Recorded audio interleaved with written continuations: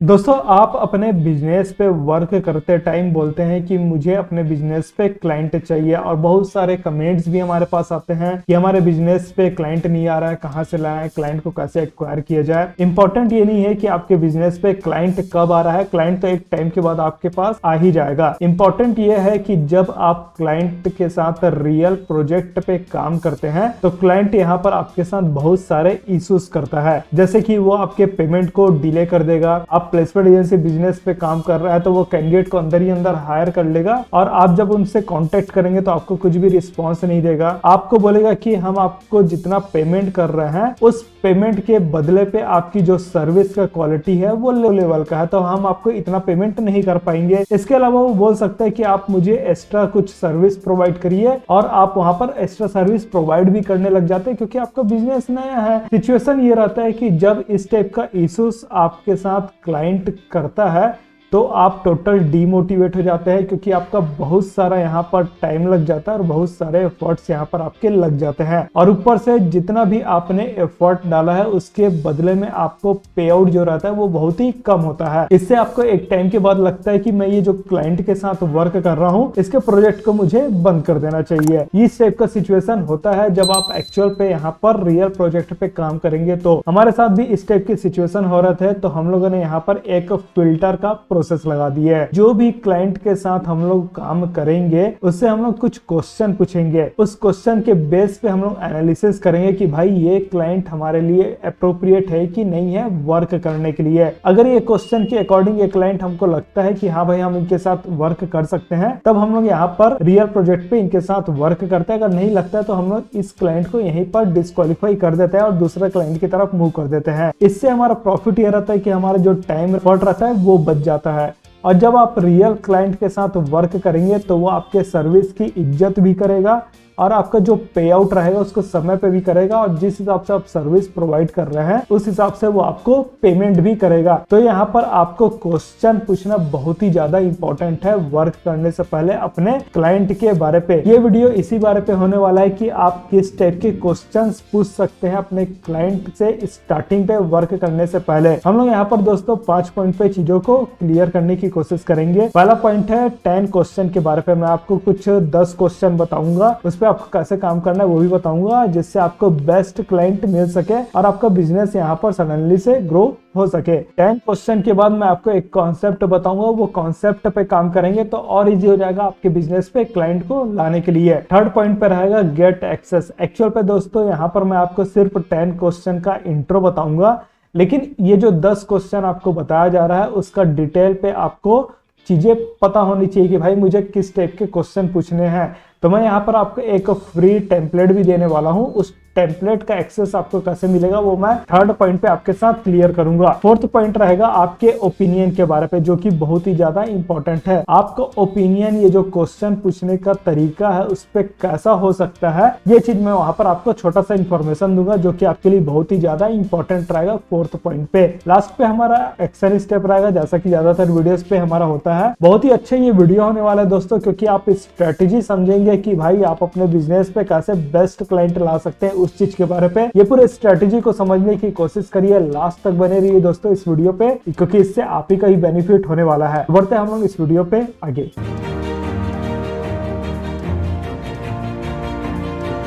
आगे बढ़ने से पहले दोस्तों आपके लिए अपडेट है कि आप हमारे ऑफिशियल व्हाट्सएप चैनल को जरूर फॉलो करिए जिसका लिंक आपको डिस्क्रिप्शन में मिल जाएगा। यहाँ कुछ बिजनेस लर्निंग हो गया, मोटिवेशन हो गया, फिर न्यू वीडियोस के अपडेट वगैरह हो गया। हमारे लिए इजी रहता है शेयर करना, तो आप हमारे ऑफिशियल व्हाट्सएप चैनल को जरूर फॉलो करिए। देखिए दोस्तों 10 क्वेश्चन के बारे में अगर मैं बात करूँ कि आप अपने बिजनेस पे कैसे बेस्ट क्लाइंट ला सकते हैं तो सबसे पहले आप अपने क्लाइंट का एम फाइंड करिए कि वो इस पर्टिकुलर चीज से पाना क्या चाहता है। जैसे आप प्लेसमेंट एजेंसी बिजनेस में वर्क कर रहे हैं तो आप अपने क्लाइंट से पूछिए कि आप अपना एम बताइए कि पर्टिकुलर कैंडिडेट को एक्वायर करने के पीछे आपका एम क्या है। आप परमानेंट स्टाफ चाहते हैं कि टेम्परेरी स्टाफ चाहते हैं या फिर आप जो हायरिंग कर रहे हैं वो किस पर्पस पे कर रहे हैं, किस रोल पे कर रहे हैं। इन सब चीज के बारे पे आप अपने क्लाइंट से एम पे पूछिए। इसका डिटेल आपको टेम्पलेट पे मिल जाएगा। सेकंड पॉइंट है आपका टाइप ऑफ रिक्रूटमेंट सर्विसेज, किस टाइप का रिक्रूटमेंट सर्विसेज आप चाहते हैं। जैसे कि कई क्लाइंट आपको बोलेगा कि मुझे पार्ट टाइम कैंडिडेट चाहिए, फुल टाइम कैंडिडेट चाहिए, परमानेंट मुझे एक कैंडिडेट चाहिए, या फिर जो मैं स्टाफ हायरिंग कर रहा हूँ वो वीक पे अप्रोक्सीमेटली 3 दिन काम करेगा, या फिर जो मैं स्टाफ हायर कर रहा हूँ वो रिमोट होना चाहिए, मतलब रिमोट लोकेशन के लिए मैं हायर कर रहा हूँ, इस टाइप का। उससे आप सेकंड पॉइंट पे पूछिएगा कि जो आपका रिक्रूटमेंट हो रहा है उसका सर्विसेज आप किस टाइप का चाहते हैं। थर्ड पॉइंट पे आप पूछिएगा टाइप ऑफ बिजनेस, मतलब आप जिस भी बिजनेस के साथ वर्क कर रहे हैं वो एक इवेंट मैनेजमेंट का बिजनेस है, कि रेस्टोरेंट है, कि हॉस्पिटलिटी है, कि डॉक्टर लाइन का है, या फिर कुछ हेल्थ वगैरह से रिलेटेड है, योगा वगैरह से रिलेटेड है। आपके बिजनेस का नेचर क्या है, बिजनेस का नेचर पता करेंगे आप तो इससे आपको इजीली होगा कि भाई मुझे इनके यहाँ जो कैंडिडेट भेजना है वो किस टाइप के भेजना है, किस लाइन के भेजने हैं। यहाँ पर आप रोल भी पूछ सकते हैं। रोल मतलब जिस भी पर्सन के साथ आप कम्युनिकेट कर रहे हैं उनको पूछिएगा कि भाई आपका अपने कंपनी में रोल क्या है। हो सकता है वो सीईओ लेवल का हो सकता है वो एचआर लेवल का हो सकता है या फिर वो असिस्टेंट हो।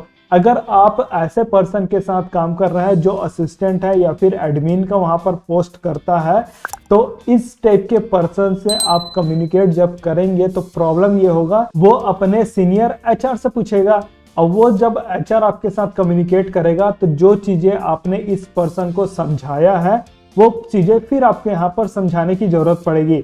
मान लिया जाए आपने पूरा अपने सर्विस के बारे पे इनको बताया, आपका 1 से 2 दिन का टाइम गया, फिर जब ये बोलेगा कि भाई मेरे एचआर को भी बताओ, फिर से आपका 1 से 2 दिन का यहाँ पर टाइम लगेगा।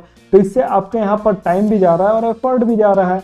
तो ये बहुत ही ज्यादा इंपॉर्टेंट है कि आप जिससे कम्युनिकेट कर रहे हैं उसका आप पहले रोल पूछ लीजिए कि भाई आप इस बिजनेस पे क्या रोल पे वर्क करते हैं। अगर वो बोलता है मैं एडमिन हूँ, असिस्टेंट हूँ, तो आप उससे ये पूछिए कि आप ही डिसीजन मेकर है क्या, जो रिक्रूटमेंट आपके बिजनेस पे चल रहा है उससे रिलेटेड। अगर वो हाँ बोलता है तब आप उनके साथ प्रोसीड करिए। अगर वो नहीं बोलता है तो आप पूछिए कि आपके यहाँ डिसीजन मेकर कौन है जो आपके रिक्रूटमेंट से रिलेटेड वर्क को हैंडल करता है, तब वो यहाँ पर आपको एचआर से मिलाएगा। तो जो 1-2 दिन का टाइम आप इनको लो लेवल के क्लाइंट को बता रहे थे, अब डायरेक्ट आपका ऐसे पर्सन के साथ इंटरेक्शन होगा जो आपके साथ डील करेगा। तीसरे टाइप पे है आपका बिजनेस का टाइप पूछिएगा और रोल पूछिएगा जिनके साथ आप कम्युनिकेट कर रहे हैं। फोर्थ पॉइंट यहाँ पर आपका आता है यूर आइडियल कैंडिडेट्स। आप अपने बिजनेस पे जो भी क्लाइंट के साथ वर्क कर रहे हैं उनसे पूछिएगा कि आपका आइडियल कैंडिडेट कौन है इस पर्टिकुलर पोजीशन के लिए। तो वहां पर बिजनेस ओनर आपको बताया कि भाई मुझे इस एक्सपीरियंस का कैंडिडेट चाहिए, उसका स्किल इस टाइप का होना चाहिए, उसका लोकेशन यहाँ पर होना चाहिए, उसका एजुकेशन क्वालिफिकेशन इस टाइप का होना चाहिए, उसका जो एक्सपीरियंस का लेवल है उसमें इस टाइप के वर्क इसने किया होना चाहिए। तो ये फोर्थ पॉइंट पे आप पूछिएगा, इससे आपके लिए और भी ज्यादा इजी हो जाएगा कैंडिडेट को आइडेंटिफाई करने के लिए। फिफ्थ पॉइंट यहाँ पर आता है मंथली रिक्रूटमेंट बजट। कई बड़ी कंपनियां रहती है वो अपना रिक्रूटमेंट बजट बनाती है मंथली पे कि भाई हम लोग इतना रुपए खर्चा करेंगे अपने रिक्रूटमेंट का जो प्रोसेस है उसको बेटर बनाने के लिए। तो यहाँ पर आप मंथली रिक्रूटमेंट बजट भी आप पूछ सकते हैं। सिक्स्थ पॉइंट में पूछ सकते हैं नंबर ऑफ पोजीशन, मतलब किसी भी कंपनी में अगर कुछ हायरिंग का प्रोसेस चल रहा है तो वहां पर कितने नंबर ऑफ कैंडिडेट की जरूरत पड़ सकती है।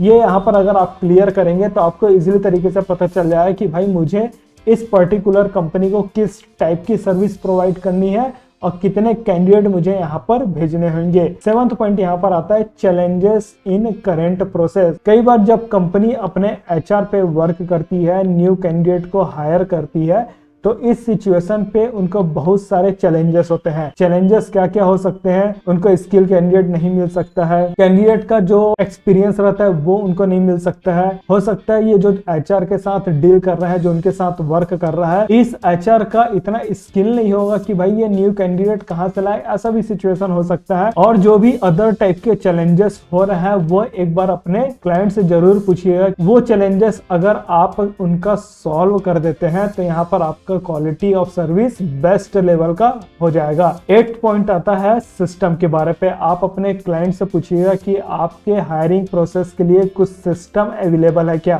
सिस्टम में क्या हो सकता है, आपके पास प्रोफेशनल एचआर है क्या, या फिर कुछ सॉफ्टवेयर का यूज कर रहे हैं क्या, या फिर आप स्प्रेडशीट वगैरह का यूज कर रहे हैं क्या, या फिर अदर टाइप के जो भी आपके पास टूल्स है वो सिस्टम के फॉर्म पे अवेलेबल है कि नहीं, ये एक बार पूछ लीजिएगा। तो इससे आपको भी पता चलेगा कि भाई इनके पास कौन से रिसोर्सेस है और क्या मैं इनके रिसोर्सेस को यूज कर सकता हूं कि नहीं कर सकता। इससे आपको बहुत ही ज्यादा बेनिफिट होने वाला है सर्विस प्रोवाइड करते टाइम। 9th पॉइंट यहाँ पर आता है योर इन्वेस्टमेंट अमाउंट। मान लेते हैं कि मैं आपका क्लाइंट हूं और आप मेरे को रीच आउट करते हैं रिक्रूटमेंट के लिए। अब मुझसे आप पूछते हैं कि आप अपना इन्वेस्टमेंट अमाउंट बताइए कि आप कितना रुपए खर्च कर सकते हैं। मैं बोलता हूं आपसे कि मैं 40,000 रुपए मंथली का खर्च कर सकता हूं, लेकिन यहां पर आप अपने लेवल पे देखते हैं कि हम लोग जो इनको सर्विस प्रोवाइड करेंगे वो तो 80,000 का है। क्लाइंट हमको 40,000 पे करने के लिए रेडी है, लेकिन हम यहां पर अपना 80,000 का चार्ज करना चाहते हैं। तो यहां से आपके पास एक आइडिया आएगा कि भाई मुझे क्लाइंट को किस टाइप की सर्विस प्रोवाइड करनी है।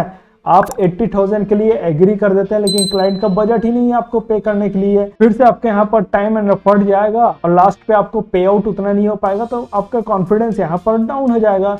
तो पहले ही आप क्लाइंट से पूछ लीजिए कि आपका इन्वेस्टमेंट अमाउंट कितना है, कितना आप हमको पे कर सकते हैं। 10th पॉइंट यहाँ पर आता है time duration to fill this position. कई बार क्लाइंट के साथ जब आप काम करेंगे, उनको आप कैंडिडेट इंटरव्यू के लिए भेजेंगे, क्लाइंट इस सिचुएशन में आपसे कंटिन्यूअसली कैंडिडेट का फ्लो करवाते रहेगा और लगातार आप 2-3 महीना तक कैंडिडेट भेजेंगे, उसके बाद भी क्लाइंट आपको बोलेगा कि भाई आपने अच्छा कैंडिडेट भेजा नहीं है। तो इससे बेटर है कि आप उनसे टाइम ड्यूरेशन एक बार पूछ लीजिए कि आपके यहाँ पर्टिकुलर पोजीशन के लिए हायरिंग चल रहा है, तो आप इस हायरिंग को कितने दिन में क्लोज करना चाहते हैं। मान लिया जाए क्लाइंट आपको बोलता है कि मुझे 10 दिन के अंदर पे इस हायरिंग को क्लोज करना है, तो आपका सर्विस का स्पीड रहेगा उसके अकॉर्डिंग रहेगा। क्लाइंट बोलता है कि मुझे 30 दिन के अंदर पे इस चीज को क्लोज करना है, तो आपका सर्विस का क्वालिटी रहेगा उस टाइप का रहेगा। कोई क्लाइंट रहेगा कि भाई 90 दिन के अंदर पे मुझे लाना है, तो इस टाइप का क्लाइंट सीरियस नहीं रहेगा, वो सिर्फ आपसे टाइम पास करवाना चाहेगा। तो ये जो क्वेश्चन है 10th नंबर का, ये भी आपके लिए बहुत ही ज्यादा इंपॉर्टेंट है कि टाइम ड्यूरेशन पूछ लीजिए कितने टाइम तक आपको रिजल्ट चाहते हैं इस लेवल पे। अब बात यहाँ पर ये आता है कि ये जो मैंने 10 पॉइंट आपको मैंने बताए हैं वो तो सिर्फ इंट्रो लेवल पे बताया है। इसका डिटेल आपको जो मैं अभी फ्री टेम्पलेट देने वाला हूँ उस पे आपको मिलेगा। इस पे मैं एक छोटा सा कॉन्सेप्ट बता देता हूँ आपको कि अभी तक हम लोगों ने 10 पॉइंट्स पे चीजों को देखा है कि कौन कौन से क्वेश्चन हमको पूछने हैं और क्लाइंट से हम लगातार यहाँ पर क्वेश्चन पूछ रहे हैं, लेकिन लास्ट पे एक पॉइंट हमको ये भी देना चाहिए कि क्लाइंट के पास जो क्वेरी है, क्लाइंट के पास जो डाउट है, क्लाइंट कुछ एक्स्ट्रा डाउट हमारे साथ शेयर करना चाहता है, तो वो भी यहाँ पर वो शेयर कर सके। तो ये आपका 11th नंबर का क्वेश्चन रहेगा कि भाई आप कुछ हमसे शेयर करना चाहते हैं क्या। इसके अलावा क्लाइंट को हम एक और ऑप्शन देंगे कि भाई आपके पास कुछ रिफरल है तो उसके बारे पे बताइए। यहाँ पर हम लोग मान लेते हैं कि आप 100 लोगों को अपना गूगल फॉर्म का लिंक भेजे। 100 में से अगर 40 लोग भी आपके फॉर्म को फिल करते हैं, 40 में से अगर 2 लोग ऐसे लोगों का आपको रिफरल देते हैं जिनके यहाँ हायरिंग का प्रोसेस चल रहा है, तो आपके पास जो ये 2 लीड्स आएंगे वो आपके पास टोटल फ्री ऑफ कॉस्ट रहेगा।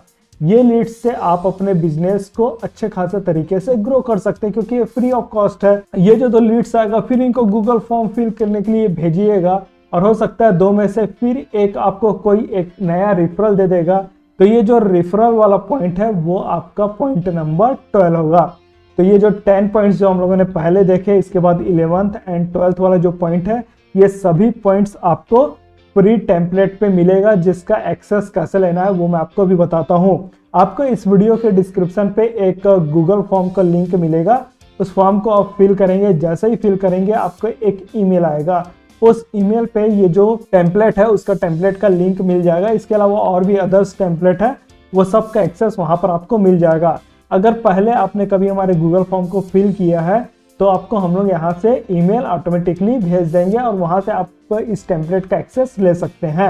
नेक्स्ट पॉइंट आता है आपका ओपिनियन, जो कि मोस्ट इंपॉर्टेंट है। कई लोग हमसे अब क्वेरी कर सकते हैं, कमेंट कर सकते हैं, डाउट कर सकते हैं कि हम अपने क्लाइंट को ये जो गूगल फॉर्म है, जो क्वेश्चन है, उसको सेंड कर रहे हैं, लेकिन वो क्लाइंट हमारा गूगल फॉर्म को फिल ही नहीं कर रहा है। तो भाई ठीक है, आपका क्लाइंट गूगल फॉर्म को फिल नहीं कर रहा है तो उनसे आप नॉर्मल लेवल का सर्विस प्रोवाइड करिए और उनके साथ काम करिए। लेकिन जो क्लाइंट आपके गूगल फॉर्म को फिल कर रहा है उनको अच्छे से एनालिसिस करिए, उनके साथ थोड़ा और रिलेशन बनाने की कोशिश करिए, क्योंकि यही आपका जेन्युइन क्लाइंट हो सकता है। सिंपल सा बात है, जो आपके टर्म एंड कंडीशन में खरा उतर रहा है वही तो आपका जेन्युइन क्लाइंट होगा। जो फॉर्म फिल नहीं कर रहा है, मतलब वो आपको सीरियस नहीं ले रहा है, तो आप भी उनको नॉर्मल लेवल का सर्विस प्रोवाइड करिए और इस क्लाइंट के साथ आपका लॉन्ग टर्म के लिए वर्किंग हो सकता है। अब आता है आपके लिए एक्शन स्टेप। एक्शन स्टेप है कि create your own filtering system, अपना खुद का फिल्टरिंग सिस्टम बनाइए। इसके लिए जो हम फ्री टेम्पलेट दे रहे हैं उसका डिस्क्रिप्शन पे लिंक मिल जाएगा, उस फॉर्म को फिल करिए, ईमेल पे आपको एक्सेस यहाँ पर मिल जाएगा। स्टार्ट एंड ग्रो करिए अपना प्लेसमेंट एजेंसी का बिजनेस। कुछ डाउट है तो कमेंट करके बताइए, हम लोग आपके डाउट को सॉल्व करने की कोशिश करेंगे। वीडियो पसंद आया तो लाइक करिए, वीडियो को शेयर भी करिए, जिससे दूसरे भी लोगों को हेल्प मिल सके। बहुत मेहनत लगता है इस टाइप का कंटेंट लाने के लिए और पूरा चीज़ें बनाकर आपको देने के लिए। लाइक करेंगे तो हमारा भी यहाँ पर मोटिवेशन आएगा कि हम आपको और भी बेटर तरीके से कंटेंट प्रोवाइड करके हेल्प करने की कोशिश करें। इस वीडियो में बस इतने दोस्तों, फिर मिलते हैं हम लोग आपको नेक्स्ट वीडियो पे। तब तक के लिए take care and thanks for watching.